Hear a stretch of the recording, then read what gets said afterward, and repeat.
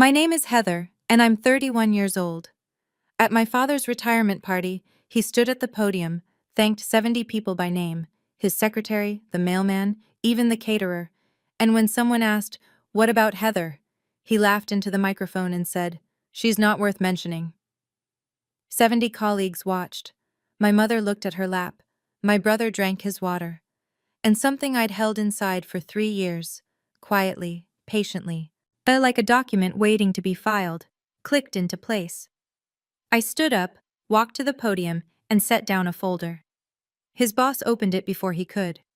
What she read changed everything. For him, for my brother, and for a bridge that 10,000 people cross every day. Before I go on, please take a moment to like and subscribe. But only if you genuinely connect with this story. Drop your location and local time in the comments. I love knowing where you're listening from. Now, let me take you back to the beginning, to a small town called Carver, and a little girl who kept taping certificates to a refrigerator that never wanted them. I grew up in Carver County, the kind of place where everyone knows your last name before they know your first. And in Carver, the name Anderson meant one thing. My father, Gerald, Director of Public Works, 35 years on the job. The man who approved every road, every drainage ditch, every sidewalk in town. He was important. Everyone told me so. My brother Kyle, 3 years older, was the proof. Dad brought Kyle to construction sites before he could tie his shoes. Introduced him at every county barbecue the same way. "This is my son. He'll carry on the family name." Kyle would beam, Dad would squeeze his shoulder, and I'd stand 2 steps behind, holding my own plate, waiting for my turn. My turn never came. I was good at math, loved physics, brought home honor roll certificates every semester like clockwork. I'd tape them to the refrigerator next to Kyle's football photos, his fishing trips with Dad, his first place ribbon from the county fair. By morning, my certificate would be gone. Not moved, gone. I asked my mother once. She said it must have fallen. It didn't fall. When I told my father I wanted to be an engineer, he didn't look up from the TV. When I showed him my geometry test, perfect score, he asked Kyle if practice went okay. One Thanksgiving, I was maybe 14, and I brought my science fair trophy to the table, set it right next to the turkey. Dad picked it up, read the inscription, and put it in the cabinet under the sink, where we kept the cleaning supplies.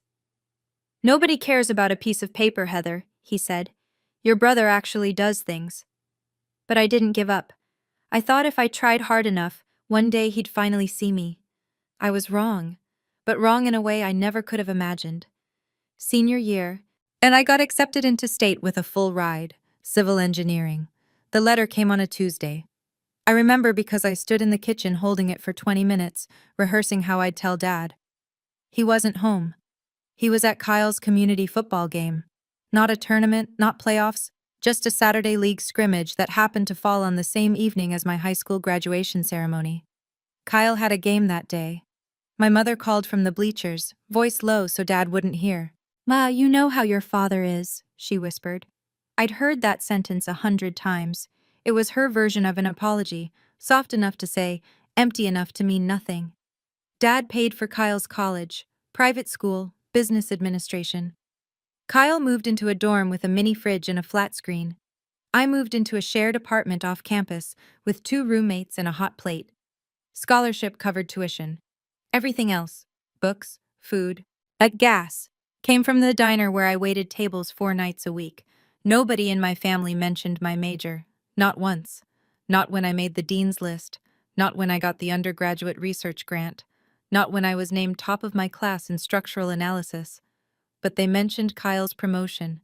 Every Thanksgiving, every Christmas, every phone call. The Thanksgiving I graduated, 22 years old, magna cum laude, bachelor's in civil engineering. Dad carved the turkey and said, "Oh, an engineer? What, you gonna build bridges?" Then he laughed. Kyle laughed too. I smiled and passed the gravy. Funny thing is, he was right. I would build bridges. Or more precisely, I'd fix the one he nearly destroyed. After graduation, I moved to Ridgemont, 45 minutes east of Carver, far enough to breathe. I landed a junior position at Marsh & Callaway Engineering. Small firm, serious work. Bridges, overpasses, municipal infrastructure. My boss, Elaine Marsh, founding partner, 55, the kind of woman who could read a load calculation the way most people read a menu, saw something in me early. She mentored me, pushed me, made me present at client meetings when I wanted to hide behind spreadsheets. I passed my PE exam at 27. Professional engineer. In my field, that's the license that says you're trusted to stamp drawings that keep people alive. Bridges, hospitals, schools. Your signature means, if this fails, wow, it's on you. I was one of the youngest PEs in the firm's history. I called home to share the news. Dad picked up. I passed my PE, I said. Silence.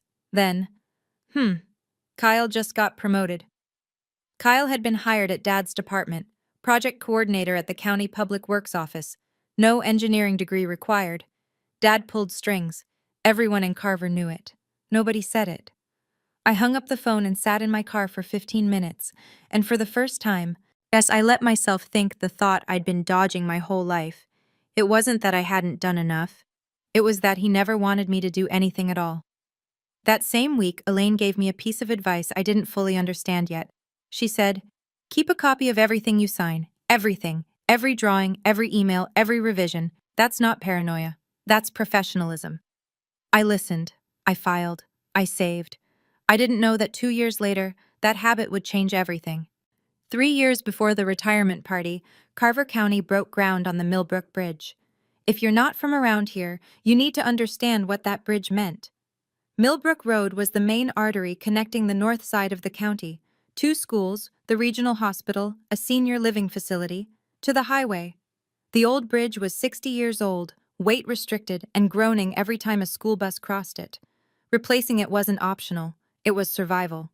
For Dad, but it was more than infrastructure. It was legacy, the biggest project of his 35-year career. He managed the timeline, the budget, the contractors. His name was on every press release. The county newsletter ran a photo of him in a hard hat, standing on the riverbank, arms crossed, grinning like a man who'd just been handed a trophy. Then the inspectors found the problem. The original structural design, done by Dad's in-house team, had a critical flaw in the load-bearing pylons. And under projected traffic weight plus seasonal flooding stress, the pylons would degrade within 5 years, maybe less. The engineering term is progressive failure. The everyday term is the bridge could collapse. Dad panicked. Not publicly. Gerald Anderson didn't panic publicly. But behind closed doors, I later learned, he paced his office for 3 days straight. If word got out that his signature project had a fatal design flaw before construction was even finished, his reputation was done. 35 years, erased. Margaret Holt, the county administrator, Dad's boss, ordered an outside consultant. Independent structural review, non-negotiable. "I don't need outsiders telling me how to do my job," Dad told his team. But Margaret Holt wasn't asking, and the outside firm the county hired was mine. Elaine called me into her office on a Wednesday. She had the contract spread out on her desk. County seal, scope of work, deadline. A structural review and redesign of the Millbrook Bridge load-bearing system. "You're my best on bridge structures," she said. "This one's yours." My stomach dropped. "That's my father's project." Elaine took off her reading glasses, looked at me the way she always did when she was about to say something I didn't want to hear. "Your job is the bridge, not your father's ego." She was right. I took the assignment. 2 weeks in, I realized the problem was worse than the initial report suggested. It wasn't just the pylons. The entire beam linkage system was underspecified. Wrong steel grade, insufficient cross-bracing, load paths that would funnel stress into exactly the wrong joints. If they'd built it as designed, that bridge would have been a countdown. I redesigned the entire load transfer system. 6 weeks, 14-hour days. I ran simulations until my eyes burned. Hell, I checked and rechecked every calculation until the numbers sang. The fix worked.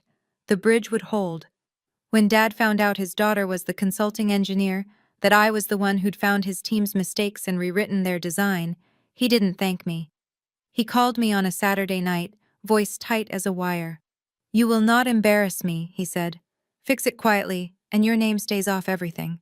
Not a request, an order. At the same tone he'd used my whole life.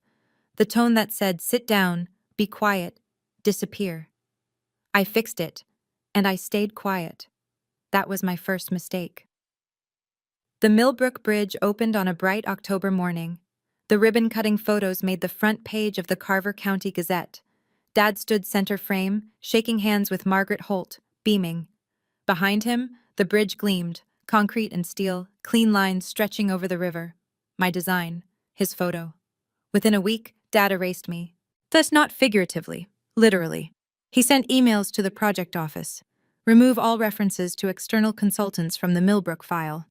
The official report credited the redesign to Collaborative In-House Engineering.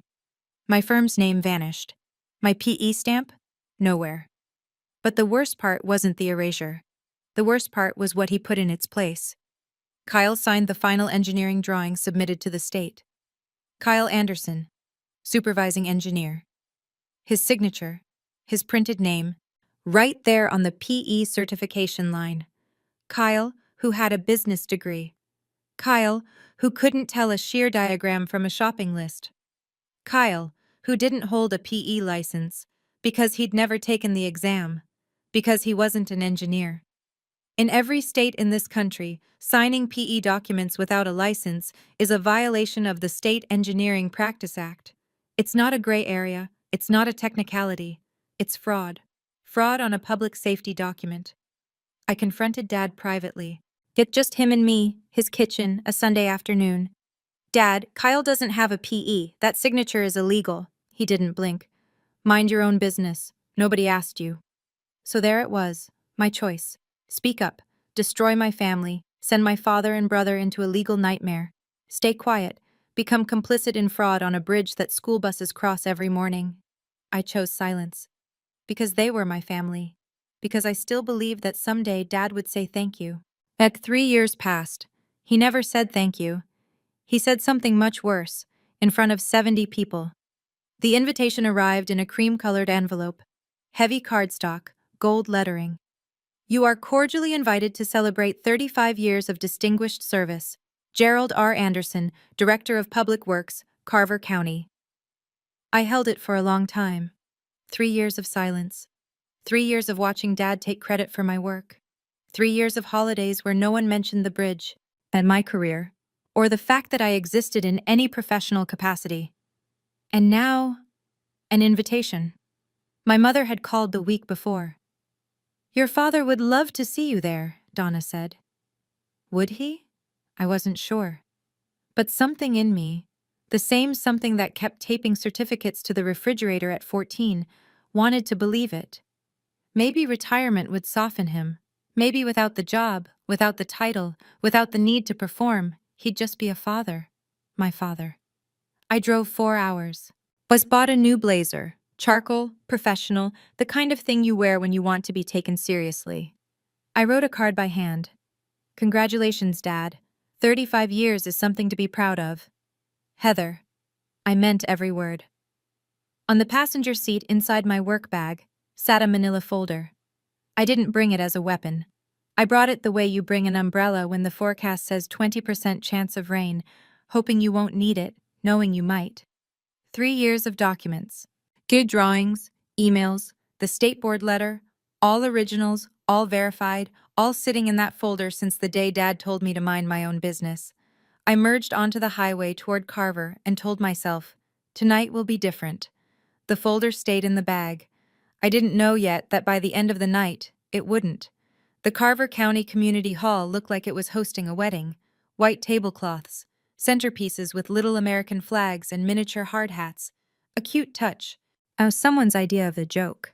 A banner stretched across the back wall. 35 years of service, Gerald Anderson. Below it, a projector screen cycled through a slideshow of Dad's career. I stood in the doorway and watched the photos scroll.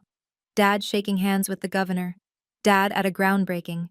Dad and Kyle at a county picnic, matching polo shirts, arms around each other. Dad and Kyle at the Millbrook site. Dad and Kyle at Christmas. 40 photos. I counted. Not one included me. There was a family photo. I remembered the day it was taken, Kyle's 16th birthday. I'd been standing on Dad's left side, but the version on the screen was cropped. I was gone. I found my seat at the back table, near the door. the table closest to the exit. I didn't think about what that meant until later. Mom spotted me from across the room. She waved, a small flutter of fingers, but didn't get up.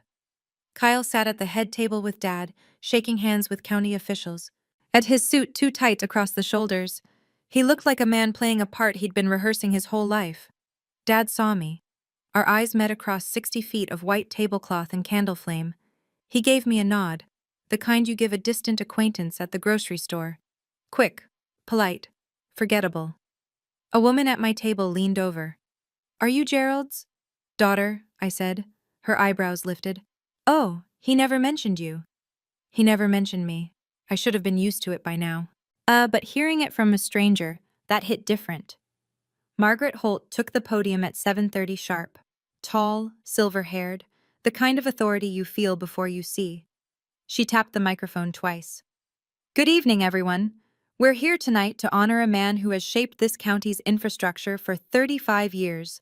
Under his leadership, we've seen the Millbrook Bridge, the Route 9 expansion, at the downtown drainage overhaul, projects that will outlast all of us." She smiled.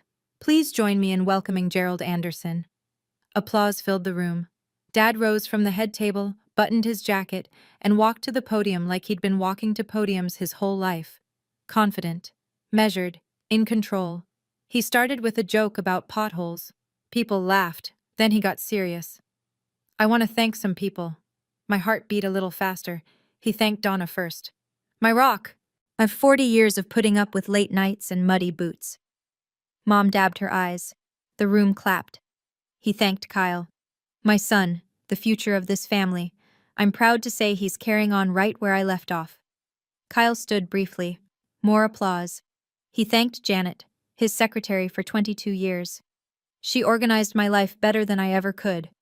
He thanked Bill the mailman. The caterer, by first name, Rosa. The night security guard, Pete. The guy who fixed the copier.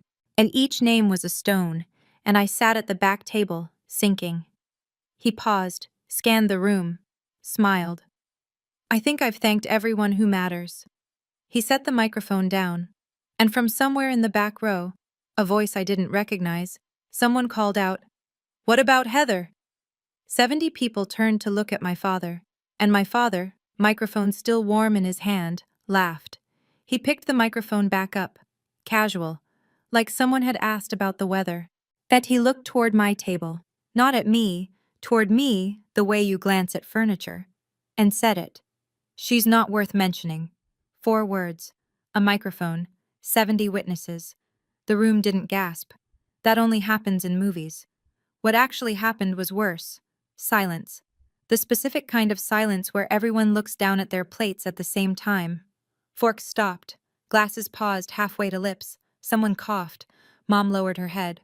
I could see her hands folded in her lap, as squeezing each other white. Kyle. I watched him. He didn't flinch, didn't turn around. He picked up his water glass and drank. Like nothing had happened, like his sister hadn't just been erased in front of every professional contact their father ever had. 70 people heard it. Not one said a word. And in that silence, I understood something I'd been circling for 31 years. Their silence wasn't agreement. But it also wasn't protection. It was nothing. Now, and nothing, when you needed someone to stand up, was the same as siding with him. 3 years. 3 years I'd kept that folder in my desk drawer. 3 years of waiting for him to call, to acknowledge, to say the 2 words that would have made everything different. And his answer, broadcast through a PA system to every engineer, contractor, and county official in Carver, was not worth mentioning. Something shifted inside me. Not anger, not sadness. Clarity. Yet the kind of clarity that doesn't burn. It focuses, like a lens pulling light into a single sharp point. I looked down at my bag. The folder was inside. It had been inside for 3 years. Not anymore. I stood up. The chair scraped against the hardwood, a sound louder than it should have been, or maybe the room was just that quiet. Mom reached for my arm. Her fingers closed around my wrist, gently, the way she always did, as if gentleness made up for everything she never said. Sit down, honey. Don't make a scene." I looked at her hand, then at her face, and for the first time in my life, I didn't do what she asked. "I'm not making a scene, Mom. I'm just not sitting down anymore. I pulled my wrist free. Not roughly. Slowly. The way you set something down that you've been carrying too long. I reached into my bag and took out the folder. Manila. Ordinary. The kind you buy in a 10-pack at the office supply store. It weighed almost nothing in my hand. Yeah, but it held 3 years of silence. Every drawing, every email, every piece of proof that I existed in the story my father had spent his career rewriting. I walked between the tables. Left side, right side, white cloth and candlelight, and 70 pairs of eyes tracking me like I was crossing a courtroom.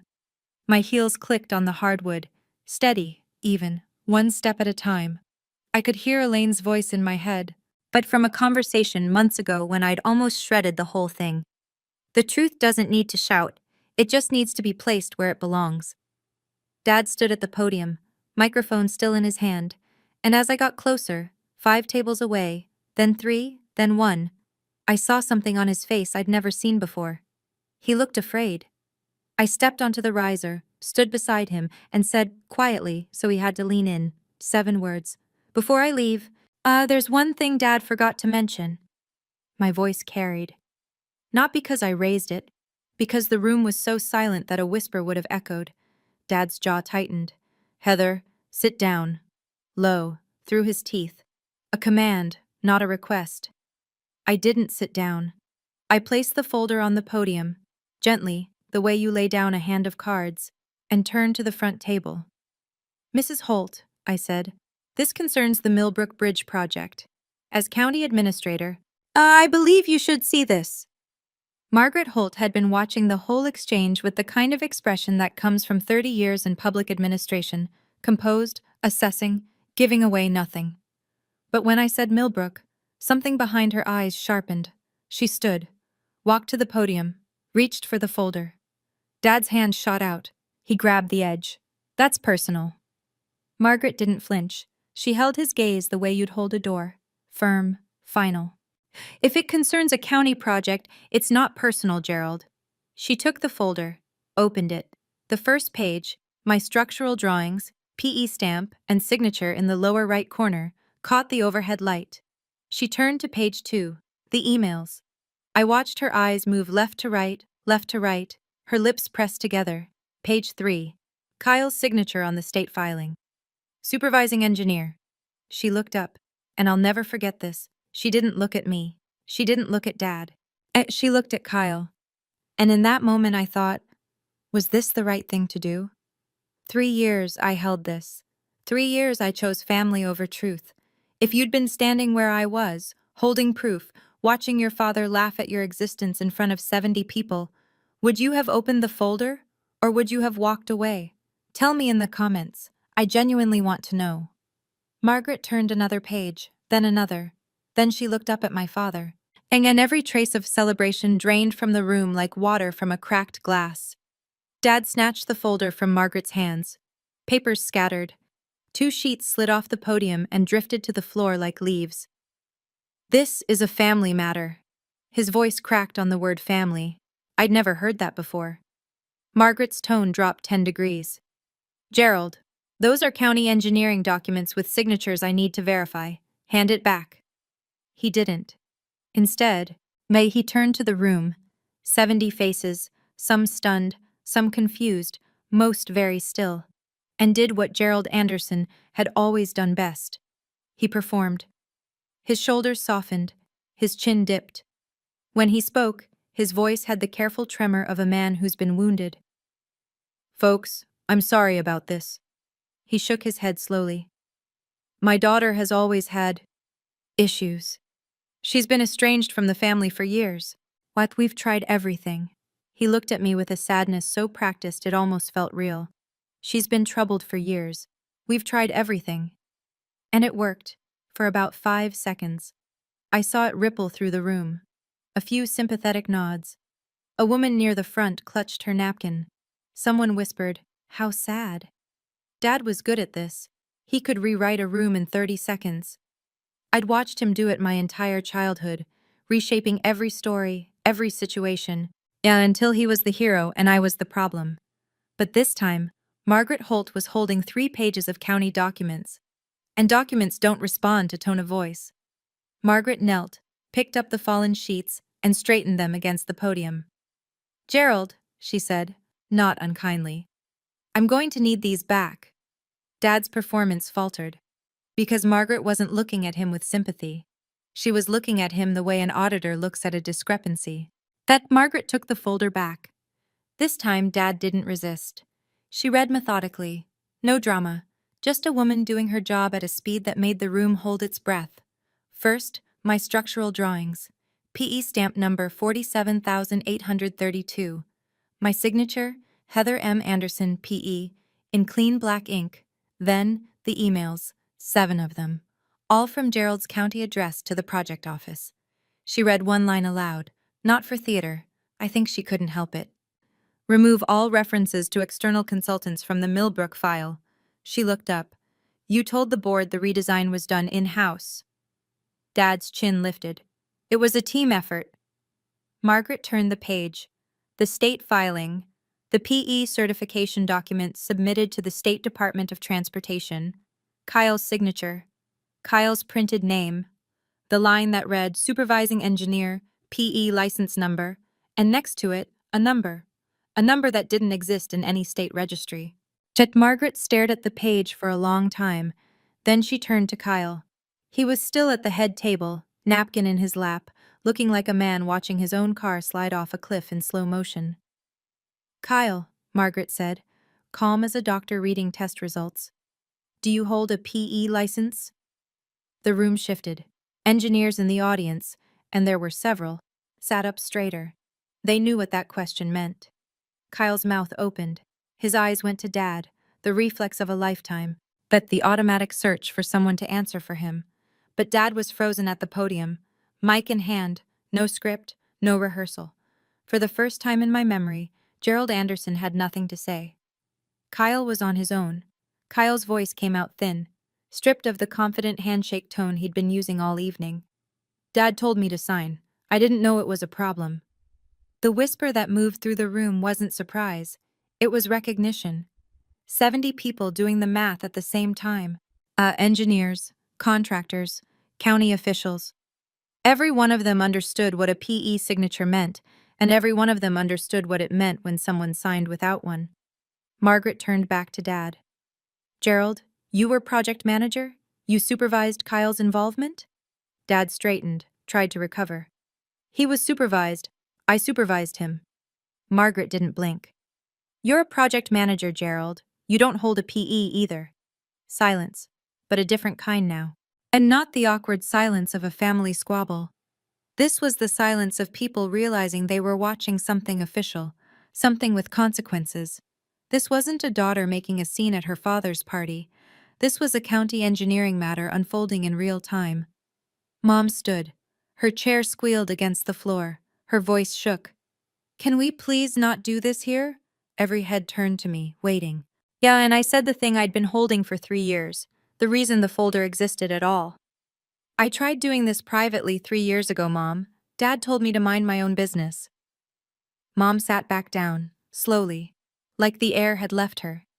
Dad gripped the podium with both hands. His knuckles were white, his face was red, and when he spoke, the microphone caught every word. This is my retirement party. Not a courtroom! But Margaret Holt was already sliding the documents back into the folder. Carefully, completely, the way you handle evidence. That's when Dad broke character. He turned on me. Full rotation, shoulders squared, microphone forgotten in his fist. His voice was raw. No performance, no audience management. Just 31 years of something ugly finally reaching the surface. I gave you a roof. I gave you food. And this is how you repay me? The room flinched. Not at the words, at the tone. This was the Gerald Anderson nobody in this room had ever seen. The private one. The one who spoke behind closed doors, in kitchens, in hallways. The one only his family knew. I didn't step back. I didn't raise my voice. You gave me a roof, Dad, but you never gave me a seat at the table. Not even tonight. Something shifted in the room. I could feel it. A change in gravity. A few people at the side tables nodded. Small movements, almost involuntary. From Janet, Dad's secretary of 22 years, sitting 3 tables away, pulled a tissue from her purse and pressed it to her eyes. Dad looked around the room, searching, scanning, looking for an ally, a sympathetic face, someone to back his version of the story. No one met his eyes. Kyle stared at the tablecloth. Mom's face was buried in her hands. The county officials at the front table studied their plates like they were reading blueprints. Margaret Holt closed the folder, then tucked it under her arm, and said, with the precision of a woman who had run this county for 12 years, "Gerald, I'll need to review this with legal on Monday. I suggest you enjoy the rest of your evening." Everyone understood. The party was over. Janet caught my arm as I stepped down from the riser. Her hand was warm, her eyes were wet. I always wondered who really fixed that bridge. Let me tell you what was in that folder. All of it. But first, the structural redesign drawings for the Millbrook Bridge load transfer system, 23 pages, every one of them bearing my PE stamp, number 47,832, and my signature. Heather M. Anderson, PE. These were the drawings that replaced the flawed original design, the ones that ensured the bridge could carry school buses and ambulances and 18-wheelers for the next 100 years. Second, 7 emails from Gerald Anderson's county email account to the Carver County Project Office, and each one a variation of the same directive. Remove Marsh and Callaway Engineering from the project record. Remove external consultant references. Credit the redesign to in-house collaboration. In one email, dated 3 days after the bridge opened, he wrote, and I'll never forget the phrasing, "Clean this up, I don't want any loose ends." I was a loose end. Third, a formal letter from the State Board of Professional Engineers, addressed to me by name, recognizing my exceptional structural analysis contributing to the safety of the Millbrook Bridge. The board had sent it after reviewing the revised design as part of their routine post-construction audit. Dad never knew about this letter, because he never asked. Fourth, the internal audit results I'd obtained through a public records request. Freedom of Information Act, perfectly legal. And those results showed that Kyle Anderson had signed PE-certified documents on 3 separate occasions without holding a PE license. A clear violation of the State Engineering Practice Act. I didn't bring that folder to the party for revenge. I brought it because 3 years ago, my father told me to mind my own business. Tonight, he told 70 people I wasn't worth mentioning, and I decided, if he wouldn't tell the truth, the documents would. "Beck, a PE stamp isn't a formality," I said to no one and everyone. "It means a licensed engineer takes legal responsibility for public safety." Kyle didn't have that authority. Dad knew. After Margaret closed the folder, she turned to me. Not with pity, not with gratitude, with something rarer, professional respect. "Ms. Anderson," she said, "I wish I'd known this 3 years ago." Ms. Anderson, not Heather, not Gerald's daughter. Ms. Anderson, the way you address a colleague. But it was the first time anyone in that room had spoken my name like it carried weight of its own, separate from my father's. The ripple started slow. Tom Reeves, senior engineer in Dad's department, 30 years on the job, the kind of man who speaks only when he has something worth saying, pushed back his chair and walked over. He extended his hand. "The load transfer redesign," he said. "That was yours?" I shook his hand. "Yes." He held it an extra second. That was brilliant work." Behind him, 2 more engineers stood. One of them, a woman I didn't know, maybe 40, county ID badge on her lapel, said quietly, "I reviewed those drawings last year for the maintenance assessment. The shear wall integration was, I wondered who'd done it." Dad stood at the podium, microphone still in his hand. But the room had rotated, like a planet shifting its axis, and he was no longer at the center. No one looked at him. Kyle sat frozen, white-faced, his water glass untouched, sweating a ring onto the tablecloth. Mom pulled at my sleeve from behind. When had she walked over? Her voice was thin. "Please, let's just go home." I turned to her. My mother, the woman who'd spent 40 years translating Dad's cruelty into something softer, something survivable. "You know how your father is." I said, "I am going home, Mom. My home." And I meant it in every way a sentence can be meant. I picked up my bag from the back table. The blazer I'd bought for tonight, charcoal, professional, chosen with care, felt like armor now. I walked toward the exit. Steady. Not fast. Not slow. The way you leave a place you're never coming back to. Dad caught me at the door. He must have come off the riser fast, because he was slightly out of breath. His hand closed around my elbow. Not hard, but firm enough to stop me. If you walk out that door, you're not my daughter anymore. The hallway was empty. But the main doors were open, and half the room could hear us. He knew. He wanted them to hear. One last attempt to make me the villain. I turned to face him. My father, 63 years old, 35 years of public service, a career built on the careful management of what people believed about him. I looked at his hand on my arm, then at his eyes. Dad, I said, I've been not your daughter my whole life. Tonight's the first time you said it out loud. His hand dropped. And I don't know what I expected, a retort, a denial, an explosion. But what I got was nothing. Gerald Anderson, the man who always had a speech, a redirect, a reframe, stood in the doorway of the Carver County Community Hall with nothing left to say. I walked out. I didn't slam the door. I didn't look back. The night air was cool. October. Crickets. The parking lot half full, fluorescent lights buzzing overhead. My phone vibrated before I reached my car. Found a text from a number I didn't recognize. Margaret Holt. Can we meet Monday? There are things I need to discuss with you, professionally. I got in my car, turned the key, and drove. The highway was empty. 4 hours of dark road, white lines, the occasional pair of headlights coming from the other direction. I didn't turn on the radio, didn't call anyone, just drove. I thought I'd feel satisfied. The word revenge suggests something that tastes good, sweet, or at least sharp. But what I felt driving home that night wasn't satisfaction. It was emptiness. Not the bad kind, the clean kind. Like walking through a room you've finally finished clearing out after years of stepping around the mess. Around the 2-hour mark, I called Elaine. She picked up on the first ring, which meant she'd been waiting. How do you feel? She asked.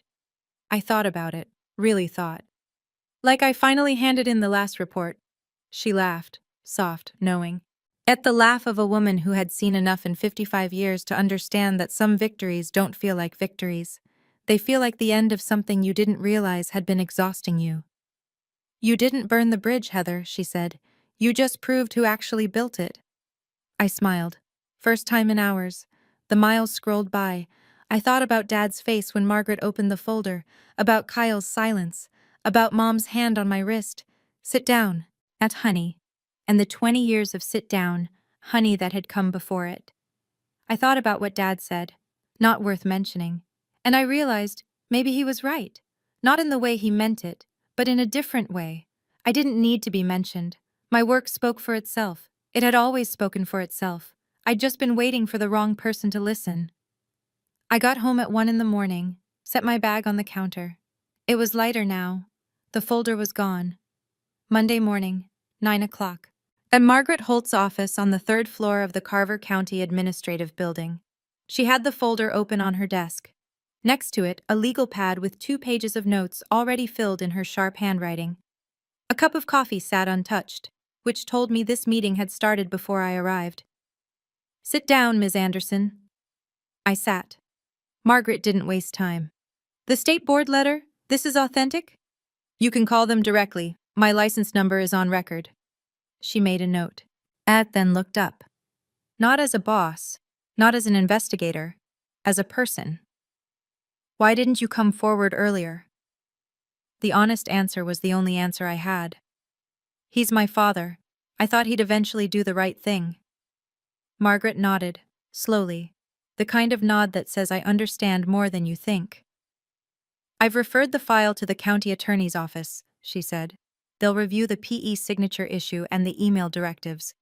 I've also requested a comprehensive audit of all engineering filings from the past 10 years under Gerald's department. 10 years. Every project Dad had touched. Kyle, she continued, has been placed on administrative leave pending the investigation.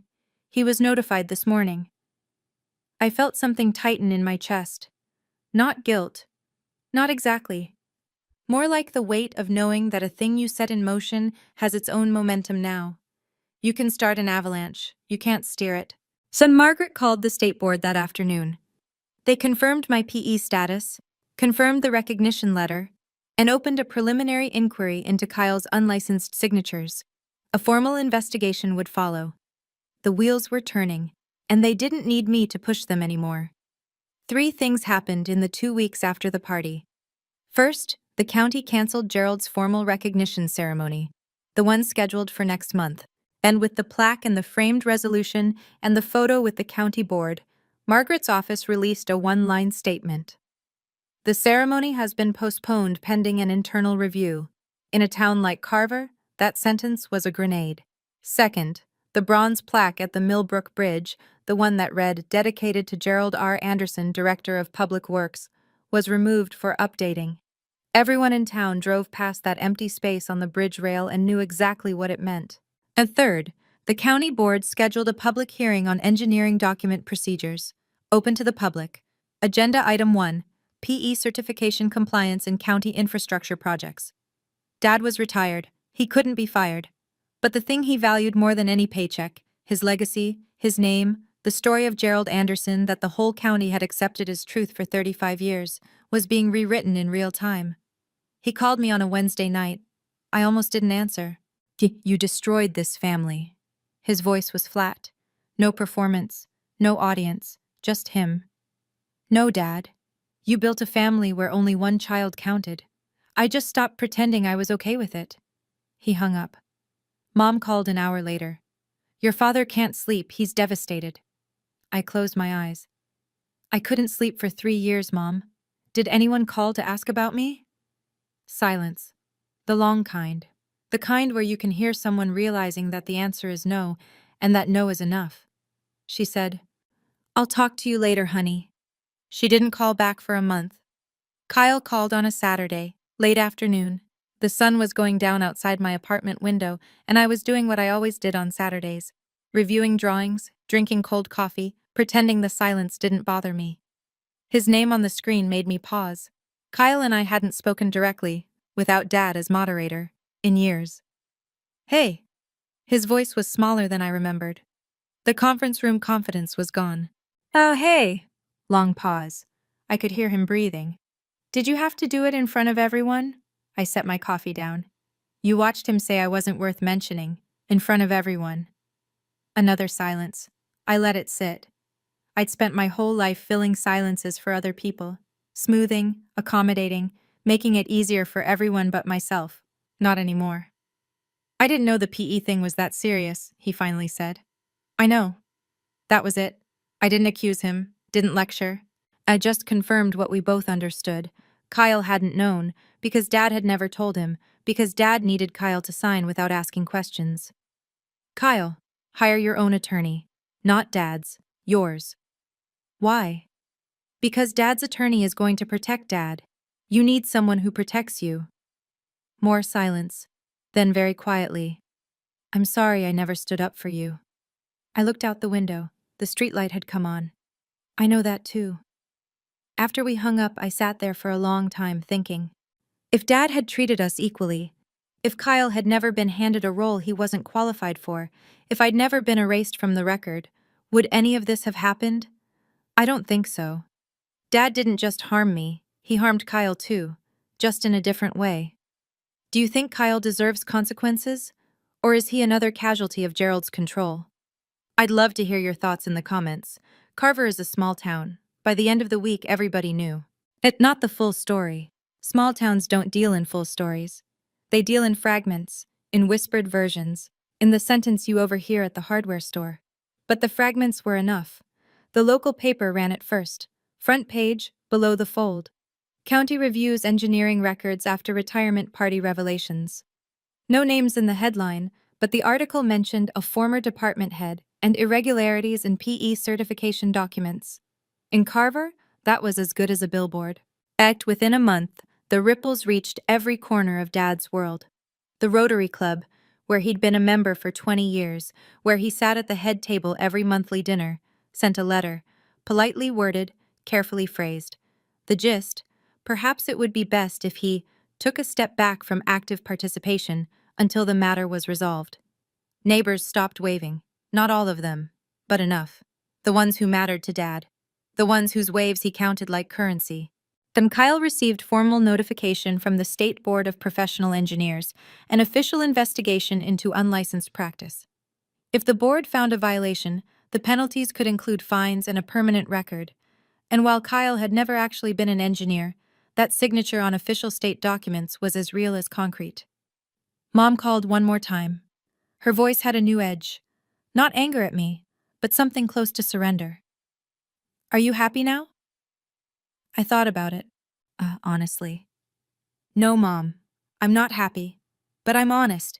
And for the first time, so is everyone else. She was quiet for a long time. Then she said something she'd never said before.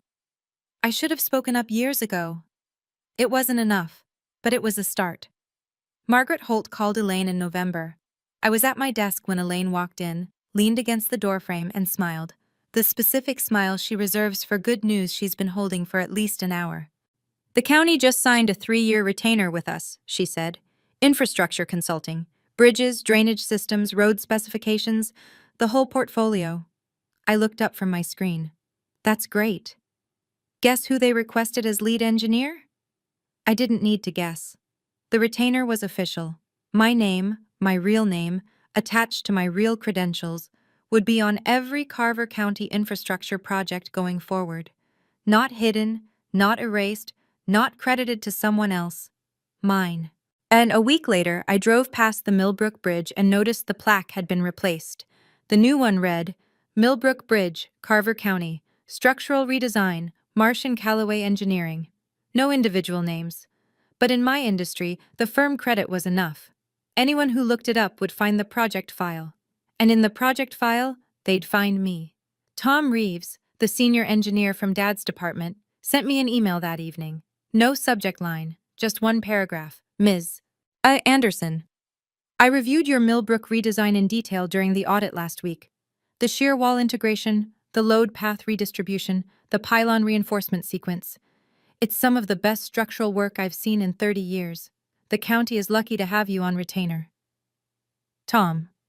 I read it 3 times. Then I printed it out and put it in my desk drawer. Not because I needed proof, but because sometimes, after 31 years of silence, it's nice to have the words on paper. And just to know they're real. 6 months later, Dad was not arrested, not charged, not dragged before a court. What happened was quieter than that, and in some ways, worse.